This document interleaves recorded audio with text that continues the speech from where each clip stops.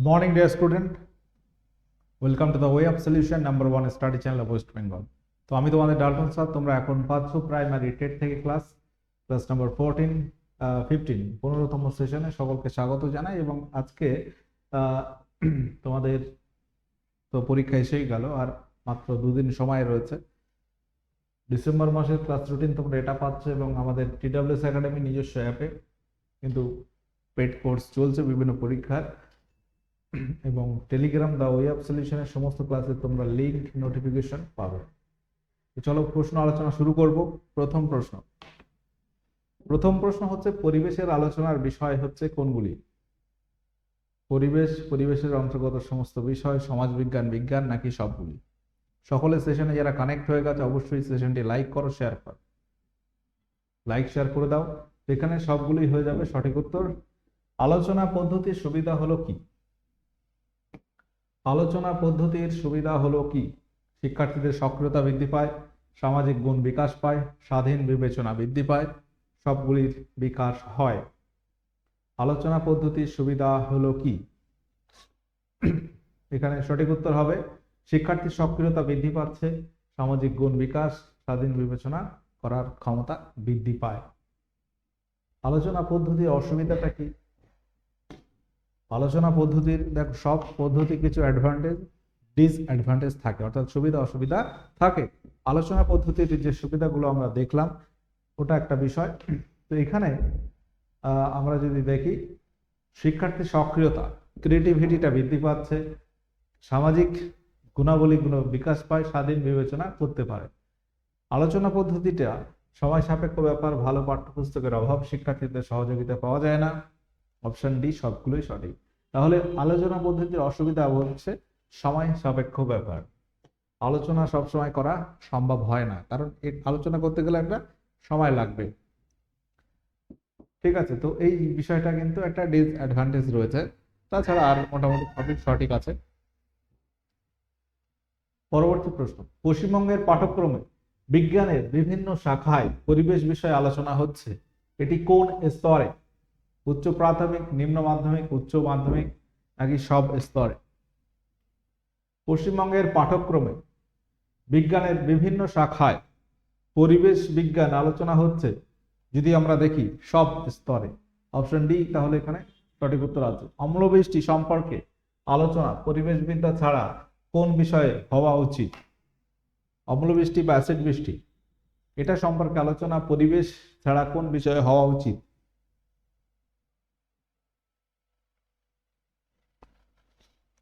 অম্লবৃষ্টি সম্পর্কে আলোচনা এটি হচ্ছে রসায়ন বিজ্ঞানে হওয়া উচিত। অবশ্যই অপশন বি সঠিক আছে। গ্রিন হাউস প্রভাব বিষয়ক আলোচনা পরিবেশ বিদ্যা ছাড়া কোন বিষয়ে হওয়া উচিত? গ্রিন হাউস এফেক্ট, এটা যেমন পরিবেশে আমরা আলোচনা করছি, সেরকম ভাবে এটা আর কোন বিষয় আছে বলতো? রসায়ন, ভূগোল, উভয় বিষয়, নাকি অপশন ডি এ বি কোনোটিতেই নয়? গ্রিন হাউস এফেক্ট এটা অবশ্যই আমরা রসায়নেও পড়তে পারি, ভূগোলেও পড়তে পারি, অর্থাৎ অপশন সি সঠিক উত্তর আছে এখানে। অপশন সি তাহলে এখানে সঠিক উত্তর হয়ে যাবে। গ্রিন হাউস গ্যাস কি কি আছে একবার দ্রুত বলো। কার্বন ডাই অক্সাইড আছে, ওজোন রয়েছে, সিএফসি আছে, CH4 রয়েছে, মিথেন, তারপর হচ্ছে জলীয় বাষ্প, তোমার এছাড়া নাইট্রাস অক্সাইড রয়েছে, N2O, এগুলো সব গ্রিন হাউস গ্যাস। যেগুলো তাপ ধরে রাখতে পারে সবগুলো গ্রিন হাউস গ্যাসের মধ্যে পড়বে। প্রাথমিক শিক্ষার ক্ষেত্রে পরিবেশ শিক্ষার মূল্যায়নে কোন ধরনের অভিক্ষায় বেশি গুরুত্ব দেওয়া উচিত কোন পরীক্ষায়? মৌখিক লিখিত উভয়, নাকি ব্যবহারিক অর্থাৎ প্র্যাকটিক্যাল? তো এখানে প্রশ্ন হচ্ছে প্রাথমিক শিক্ষার ক্ষেত্রে পরিবেশ শিক্ষায় মূল্যায়নে আমরা বলবো মৌখিক, মুখে মুখে প্রশ্ন করাটা শিশুদের ক্ষেত্রে বেশি প্রযোজ্য হয় আর কি। মূল্যায়নে বিষয়গত মাত্রা হলো বিষয় সম্পর্কিত জ্ঞান, বোধগম্যতা, নতুন পরিস্থিতিতে প্রয়োগ করার ক্ষমতা, নাকি অপশন ডি সবগুলোই?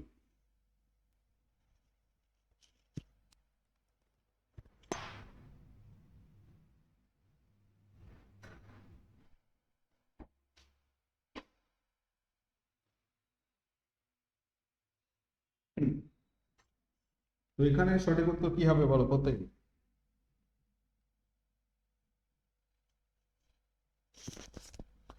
সঠিক উত্তর এখানে হয়ে যাবে অপশন ডি, হয়ে যাবে উপরের সবগুলি। প্রতিফলিত শিক্ষণ হলো একটি কি? প্রতিফলিত শিক্ষণ হলো একটি কি? শিক্ষণের বিষয়ে চিন্তা করার চক্রীয় প্রক্রিয়া, শিক্ষণ সম্পর্কে চিন্তা করার রৈখিক প্রক্রিয়া, শিক্ষণ সম্পর্কে চিন্তার চক্রীয় প্রক্রিয়া, শিক্ষণের বিষয়ে চিন্তা করার রৈখিক প্রক্রিয়া। তাহলে দুটো কথা বলা হচ্ছে প্রতিফলিত শিক্ষণ, এটা হচ্ছে শিক্ষণ সম্পর্কে চিন্তা করার একটা চক্রীয় বা সার্কুলার মেথড আর কি। ICT, information and communication technology, এটা শিক্ষার নিম্নলিখিত ক্ষেত্রে পরিবর্তন আনতে সহায়তা করে। আইসিটি শিক্ষার নিম্নলিখিত কোন ক্ষেত্রে পরিবর্তন আনতে সাহায্য করে? শিক্ষণ প্রক্রিয়ার উন্নয়ন, প্রতিষ্ঠানের পরিকাঠামোগত উন্নয়ন, শিক্ষণ আচরণের পরিবর্তন, নাকি অপশন ডি বলা হচ্ছে সবকটি। এখানে যে প্রশ্নটি আছে আমরা বলবো এখানে সবকটি হয়ে যাবে।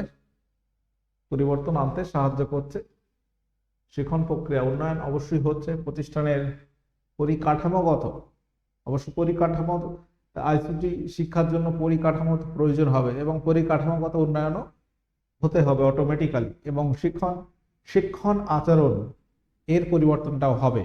তো এই যে পড়াশোনাটা করছো তোমরা ফোন ইন্টারনেট মাধ্যম, এটাও কিন্তু এই আইসিটি ইনফরমেশন অ্যান্ড কমিউনিকেশন টেকনোলজির ফলে কিন্তু সম্ভব হচ্ছে। আগে এই যে ব্যাপারটা অনলাইন শিক্ষা, যার কারণে মানে আমরা এখান থেকে পড়াচ্ছি ওয়েস্ট বেঙ্গলের প্রত্যেকটা জেলা বা প্রত্যেকটা মানে অঞ্চলে এই ক্লাস সকলে দেখতে পাচ্ছে, তাই তো? এটা সম্ভব হয়েছে কিন্তু আইসিটির জন্যই। বর্তমান শিক্ষণের ক্ষেত্রে নতুন দৃষ্টিভঙ্গি গুলি হলো কি? কম্পিউটার মধ্যস্থতামূলক শিক্ষা, গঠনবাদী শিক্ষা, অভিজ্ঞতার মাধ্যমে শিক্ষা, নাকি অপশন ডি উপরের সবকটি।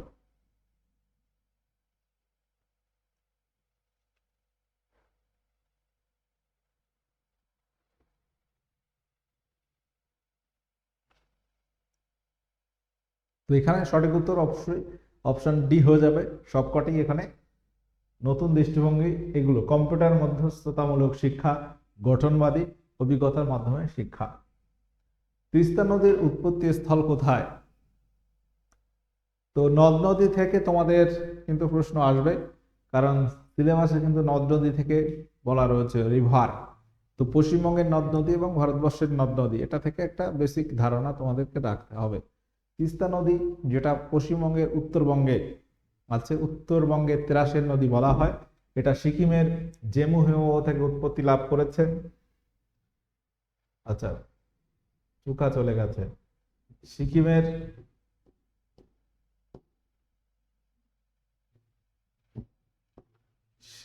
জেমুহেও থেকে উৎপত্তি লাভ করেছে এবং এটা পতিত হয়েছে কোথায় বলতো? এটা যমুনা নদীতে। যমুনা হচ্ছে বাংলাদেশের যমুনা নদী, যমুনা নদীতে পতিত হয়েছে,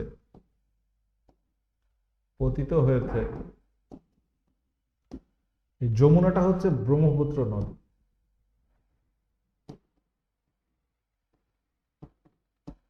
ব্রহ্মপুত্র নদ যেটা বাংলাদেশে, এটা বাংলাদেশে যমুনা নামে প্রবাহিত হয়েছে, বাংলাদেশের যমুনা নদীতে তাহলে পড়েছে তিস্তা নদী। তিস্তা নদীকে উত্তরবঙ্গের ত্রাসের নদী বলা হয় কারণ এখানে প্রচুর বন্যা হয়, এর কারণে আর কি।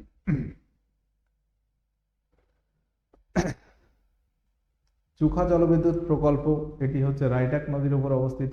উত্তরবঙ্গের যে সমস্ত নদ নদীগুলো রয়েছে তিস্তা, তোর্ষা, মহানন্দা, তো এগুলো আছে। সিকিমের বিদ্যাং হ্রদ থেকে কোন নদী উৎপত্তি লাভ করেছে বলতো? ভারত ও নেপালের সীমানা নির্ধারণকারী নদীর নাম কি? ভারত ও নেপালের সীমানা নির্ধারণকারী নদীর নাম কি? ভারত ও নেপালের সীমানা নির্ধারক নদী, তার নাম কি হবে? মনে রাখবে, মেচি হয়ে যাবে সঠিক উত্তর। তো অর্থাৎ পশ্চিমবঙ্গের সঙ্গেও কিন্তু কানেকশন আছে মেচি নদীর। পশ্চিমবঙ্গ এবং ভুটানের সীমানা নির্ধারক নদীর নাম কি? পশ্চিমবঙ্গের সঙ্গে ভুটান, এর সীমানা নির্ধারক নদীর নাম কি? Sankosh, Messi, rider, Jaldhaka. পশ্চিমবঙ্গের ও ভুটানের সীমানা নির্ধারক নদী হচ্ছে সংকোষ। সংকোষ হয়ে যাবে এখানে সঠিক উত্তর, অপশন এ। পশ্চিমবঙ্গের দুঃখ বলা হয় কোন নদীকে? পশ্চিমবঙ্গের দুঃখ বলা হয় কোন নদীকে?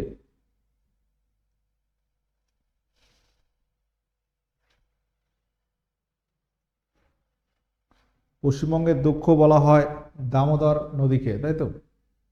দামোদর নদকে পশ্চিমবঙ্গের দুঃখ বলা হয়। ভারতবর্ষের আরো একটা নদী যেটাকে বিহারের দুঃখ বলা হয়, বিহারের দুঃখ বলা হয় কাকে? বিহারের দুঃখ বলা হয় কোশি নদীকে। কোশি, কোশি নদীকে বিহারের দুঃখ বলা হয়। মেসেঞ্জার বাঁধ নির্মিত হয়েছে নিম্নের কোন নদীর উপর? মেসেঞ্জার ড্যাম নির্মিত হয়েছে কোন নদীর উপর? রূপনারায়ণ, দামোদর, ময়ূরাক্ষী, বরাকর। এই চারটি অপশনের মধ্যে সঠিক উত্তর কি হবে? মেসেঞ্জার ড্যাম এটি আছে ময়ূরাক্ষী নদীর উপরে। মেসেঞ্জার ড্যাম এটি আছে ময়ূরাক্ষী নদীর উপরে। সুন্দরবন অঞ্চলের প্রধান নদীর নাম কি? সুন্দরবন অঞ্চলের প্রধান নদীর নাম কি? বিদ্যাধরী, মাতলা, রায়মঙ্গল নাকি ইছামতি? এই যে নদীগুলো সবগুলি সুন্দরবন অঞ্চলের নদীর মধ্যে পড়ছে, এবং এখানে মাতলা এটা হচ্ছে প্রধান নদী, এবং মাতলা নদীকে আতঙ্কের নদী বলা হয়। আতঙ্কের নদী বলা হয়, কারণ এখানেও কিন্তু বন্যা হয়। তো পশ্চিমবঙ্গের নদ নদীর কথা যদি বলা হয়, ওভারঅল ওয়েস্ট বেঙ্গল রিভার, এখানে আমরা কিভাবে পড়বো এটা?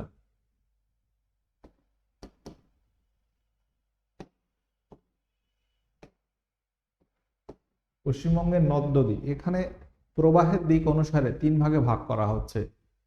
পশ্চিমবঙ্গের নদ নদীর মধ্যে এটাকে আমরা প্রথম যদি বলি প্রবাহের, প্রবাহের দিক অনুযায়ী, অর্থাৎ কোন দিকে প্রবাহ হচ্ছে অনুযায়ী তিনটি ভাগ আছে, তিন ভাগ করা যায়। ঠিক আছে, প্রবাহের দিক অনুযায়ী কি কি? একটা হচ্ছে উত্তর বাহিনী, না উত্তর থেকে নিচে নামছে, সেটাকে বলা হচ্ছে দক্ষিণ বাহিনী নদী। যেগুলো দক্ষিণ দিকে প্রবাহিত হয়েছে, দক্ষিণ বাহিনী আছে। 2 নম্বর পূর্ব বাহিনী, 3 নম্বর হচ্ছে পশ্চিম বাহিনী নদী। পশ্চিম বাহিনী নদী, দক্ষিণ বাহিনী নদী, তিস্তা, তোরসা, এগুলো সব নিচের দিকে যেগুলো নামছে, এবং পূর্ব দিকে যেগুলো প্রবাহিত হচ্ছে সেগুলো পূর্ব বাহিনী, পশ্চিম দিকে যেগুলো প্রবাহিত হয়েছে পশ্চিম বাহিনী নদী। পশ্চিমবঙ্গের এটা গেল প্রবাহের দিক অনুসারে, এবং 2 নম্বর কেস হচ্ছে জলের উৎস অনুসারে। জলের উৎস অনুসারে আবার 3টি ভাগে ভাগ করা যাবে। কি কি? জলের উৎস অনুসারে মনে রাখতে হবে বরফ গলা জলে পুষ্ট, যে সমস্ত নদ নদী বরফ গলা জলে পুষ্ট, আর সেগুলোকে একটা ভাগে ভাগ করা হচ্ছে বরফ গলা, যেগুলো মানে তোমার উৎপত্তি লাভ হচ্ছে পাহাড়, বিশেষ করে পশ্চিমবঙ্গের মানে নর্থ একদম উত্তরে যেগুলো রয়েছে তিস্তা, তোরসা, এগুলো বরফ গলা জলে পুষ্ট। এটা একটা কেস গেল। 2 নম্বর হচ্ছে বৃষ্টির জলে পুষ্ট নদী। বৃষ্টির জলে পুষ্ট নদী, বিশেষ করে মালভূমি অঞ্চলে, পশ্চিমবঙ্গের মালভূমি অঞ্চলে যে নদ নদীগুলো রয়েছে, দামোদর, তোমার আরো যেগুলো রয়েছে হলদি নদী, কেলেখাই, কংসাবতী ইত্যাদি আরো রয়েছে, তো সেগুলো বরফ গলা জলে পুষ্ট আছে। 3 নাম্বার হচ্ছে জোয়ারের জলে পুষ্ট। পশ্চিমবঙ্গের উপদ্বীপীয় অঞ্চল অর্থাৎ সুন্দরবন অঞ্চলে যে নদ নদীগুলো রয়েছে এগুলো জোয়ারের জলে পুষ্ট।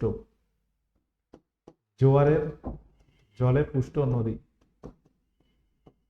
ওকে, এবার যদি বলা হয় পশ্চিমবঙ্গের প্রধান নদী কি, পশ্চিমবঙ্গের প্রধান নদী কি, পশ্চিমবঙ্গের প্রধান নদী কি বলতো?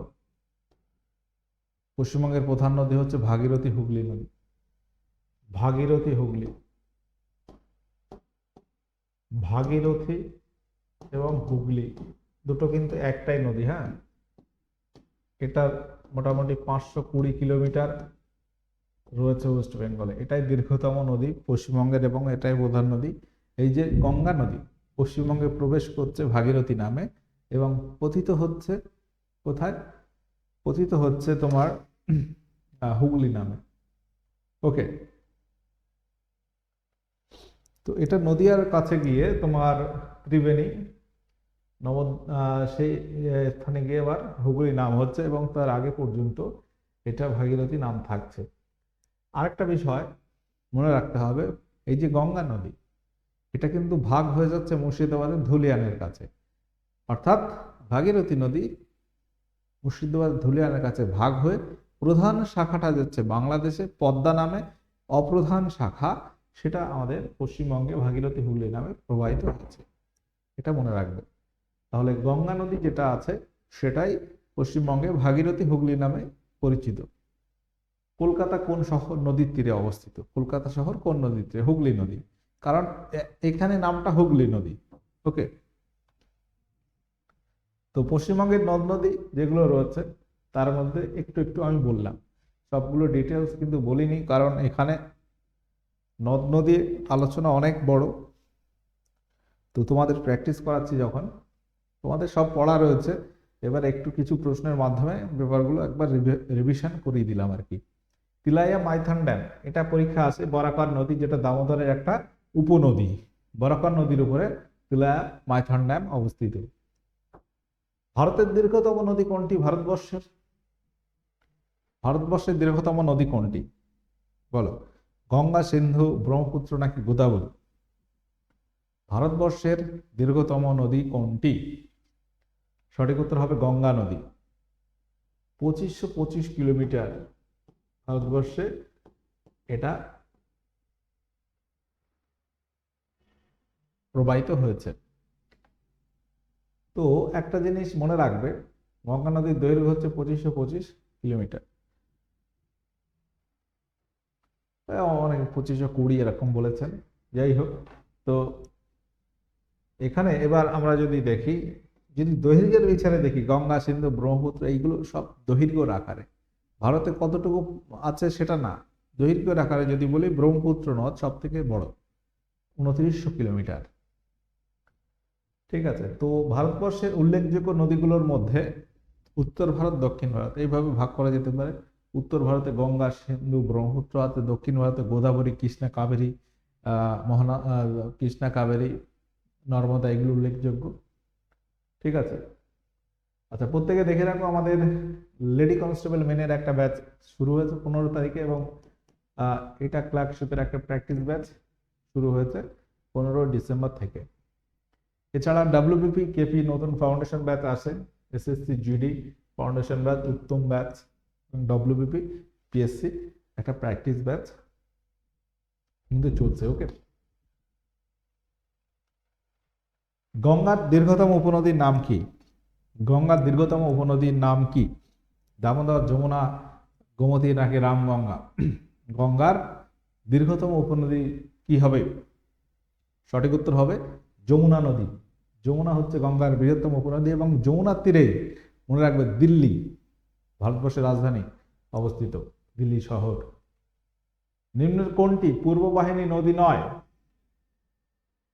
পূর্ব বাহিনী, পশ্চিম বাহিনী। এখানে যদি দেখি আমরা ভারতবর্ষের দক্ষিণ ভারতে দেখো, মানে আমি জাস্ট যদি এই গুজরাটের জায়গা থেকে এখানে দেখি, এই যে দক্ষিণ ভারতে যে নদীগুলো প্রবাহিত হয়েছে, ঠিক আছে, তো তার মধ্যে কিছু বঙ্গোপসাগরে পতিত হয়েছে, বঙ্গোপসাগর এবং কিছু রয়েছে এইদিকে আরব সাগরে পতিত হয়েছে বা খাম্বাত উপসাগরে, আরব সাগর। এগুলো হচ্ছে ওয়েস্ট, এটা হচ্ছে ইস্ট, ডিরেকশন অনুযায়ী, ঠিক আছে। তো ডিরেকশন অনুযায়ী যেগুলো পূর্ব দিকে প্রবাহিত হচ্ছে সেগুলোকে পূর্ব বাহিনী এবং পশ্চিম দিকে প্রবাহিত হচ্ছে পশ্চিম বাহিনী নদী বলা হবে। পূর্ব বাহিনী নদী নয় যদি বলো তাপ্তি, এটা কিন্তু পশ্চিম বাহিনী নদী। সব থেকে উল্লেখযোগ্য পশ্চিম বাহিনী নদী কোনটি বলতো? পশ্চিম বাহিনী নদীর মধ্যে নর্মদা উল্লেখযোগ্য সব থেকে, খাম্বাত উপসাগরে পতিত হয়েছে। মহানদী গোদাবরী, কৃষ্ণা, কাবেরী এগুলো সব পূর্ব বাহিনী নদী। দক্ষিণ ভারতের গঙ্গা বলা হয় গোদাবরীকে, দৈর্ঘ্যের জন্য, দৈর্ঘ্য সব থেকে বেশি গোদাবরী নদীর যে নদীগুলো দক্ষিণ ভারতে আছে। ভারতের কোন নদী সব থেকে বেশি পরিমাণ জল বহন করে? কোন নদী সব থেকে বেশি পরিমাণ জল বহন করে বলতো? গঙ্গা, সিন্ধু, ব্রহ্মপুত্র নাকি গোদাবরী?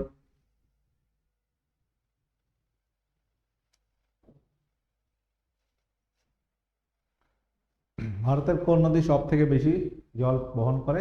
ব্রহ্মপুত্র নদ হয়ে যাবে সঠিক উত্তর। দক্ষিণ ভারতের গঙ্গা নামে পরিচিত নিম্নের কোন নদী? দক্ষিণ ভারতের গঙ্গা বলা হবে গোদাবরীকে। আরেকটা প্রশ্ন আসে যে পবিত্রতার দিক থেকে, পবিত্রতার দিক থেকে দক্ষিণ ভারতের গঙ্গা বলা হয়, দক্ষিণ ভারতের গঙ্গা বলা হয়। দিল্লি কোন নদীর তীরে অবস্থিত? দিল্লি শহর যেটা বলছিলাম, সঠিক উত্তর হয়ে যাবে যমুনা নদীর তীরে অবস্থিত। অযোধ্যা শহর কোন নদীর তীরে অবস্থিত? অযোধ্যা শহর, নদ নদীর তীরবর্তী কিছু শহর মনে রাখতে হবে যেগুলো পরীক্ষায় আসতেও পারে। অযোধ্যা শহর রয়েছে সরজু নদীর তীরে। ওকে, তেজপুর শহর কোন, আচ্ছা এখানে আমি কিছু আলোচনা করে দিই। তো দিল্লি হচ্ছে যমুনা নদীর তীরে। যদি বলো আগ্রা, আগ্রার তাজমহল, আগ্রা শহর এটি কোন নদীর তীরে অবস্থিত? আগ্রা শহর কোন নদীর তীরে অবস্থিত বলো তো? এটা যমুনা হবে। কানপুর শহর, কানপুর, কানপুর শহর কোন নদীর তীরে অবস্থিত? কানপুর শহর মনে রাখবে এটা গঙ্গা নদীর তীরে অবস্থিত। হাজিপুর, বিহারের হাজিপুর, এটাও গঙ্গা নদীর তীরে অবস্থিত। ওকে, এছাড়া উল্লেখযোগ্য যেগুলো আছে আমি একটু বলে দিই শহরের মধ্যে। ভারতবর্ষের নাসিক শহর, নাসিক শহর উল্লেখযোগ্য। তো এটি কোন নদীর তীরে অবস্থিত? নাসিক শহর গোদাবরী।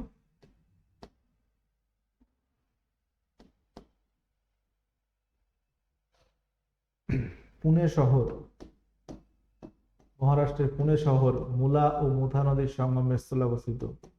মুলা ও মুথা নদীর সঙ্গমস্থলে অবস্থিত।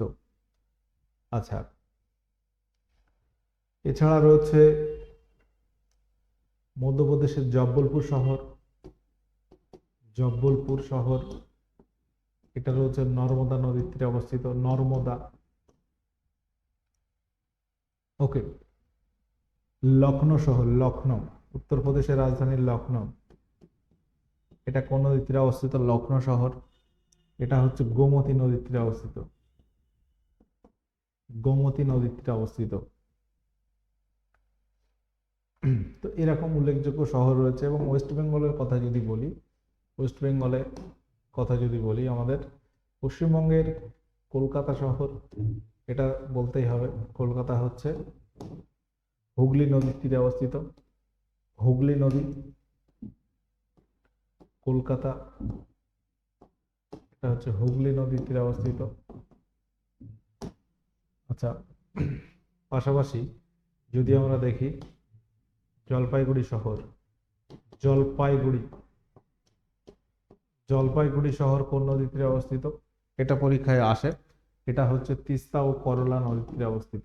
তিস্তা ও করলা নদীর তীরে অবস্থিত কোচবিহার শহর। কোচবিহার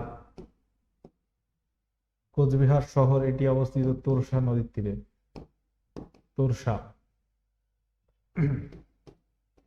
মালদা জেলার ইংরেজবাজার শহর। ইংরেজ বাজার এটা আছে মহানন্দা নদীর তীরে। বাঁকুড়া শহর, বাঁকুড়া জেলার বাঁকুড়া শহর হচ্ছে গন্ধেশ্বরী ও ধলকিশোর নদীর তীরে। গন্ধেশ্বরী ও ধলকিশোর নদীর তীরে অবস্থিত। তো এই সমস্ত প্রশ্ন আসতে পারে। পাশাপাশি দুর্গাপুর শহর, দুর্গাপুর বলতো কোন নদীর তীরে অবস্থিত? আসানসোল, আসানসোল দুর্গাপুর এগুলো হচ্ছে দামোদর, দামোদর নদীর তীরে অবস্থিত। উত্তর চব্বিশ পরগনা বনগাঁ, বসিরহাট এগুলো ইছামতি নদীর তীরে অবস্থিত। তো এই সমস্ত প্রশ্ন কিন্তু আসতে পারে। আচ্ছা, মোটামুটি ওয়েস্ট বেঙ্গল এবং ভারতবর্ষের উল্লেখযোগ্য কিছু কিছু বলা হয়েছে। তো এখানে আজকের ক্লাস আমি এন্ড করবো। প্রত্যেকে যারা কানেক্ট ছিলেন অবশ্যই চম্বল নদীর তীরে কোটা শহর রাজস্থানের, কোটা শহর আছে। তাপ্তি নদীর তীরে সুরাট শহর আছে, সুরাট শহর রয়েছে। সবরমতী নদীর তীরে রয়েছে গুজরাটের আহমেদাবাদ শহর রয়েছে। লখনৌ শহর এটা বলেছি। আচ্ছা, এর আগে কি কি ছিল? চলো, তেজপুর, তেজপুর শহর কোন নদীর তীরে অবস্থিত? এটা তোমরা হোমওয়ার্ক করবে। এখানে আজকে ক্লাস এন্ড করছি।